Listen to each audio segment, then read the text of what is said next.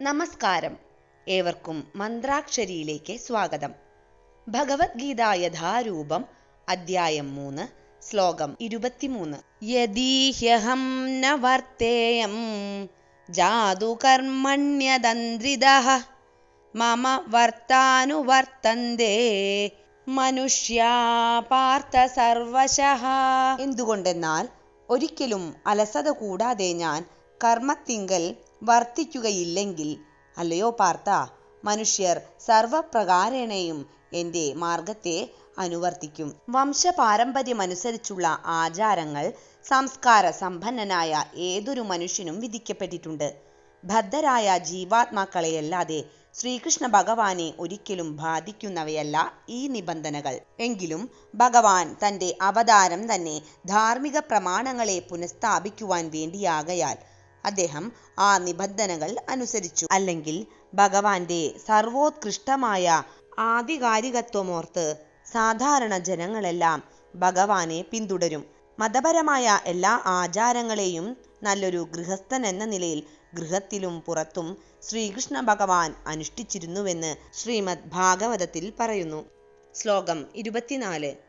ഉത്സീദേയുരിമേ ലോകാന കുര്യാം കർമ്മ ചേദഹം സംകരസ്യ ച കർത്താസ്യ മുപഹന്യാമി മാ പ്രജാ. ഞാൻ കർത്തവ്യം നിർവഹിക്കാതിരുന്നാൽ ഈ ലോകങ്ങളെല്ലാം നാശമടയും. അനാവശ്യമായ ജനപ്പെരുപ്പത്തിന് ഞാൻ കാരണമായി തീരും. അങ്ങനെ ജീവജാലങ്ങൾക്കെല്ലാം സമാധാനം നഷ്ടപ്പെടുകയും ചെയ്യും.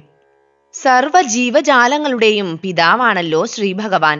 നേരിട്ടല്ലെങ്കിൽ കൂടി ആ ജീവകോടികൾ വഴിപിഴച്ചു പോകുന്നതിൻ്റെ ഉത്തരവാദിത്തം അദ്ദേഹത്തിനുണ്ട്.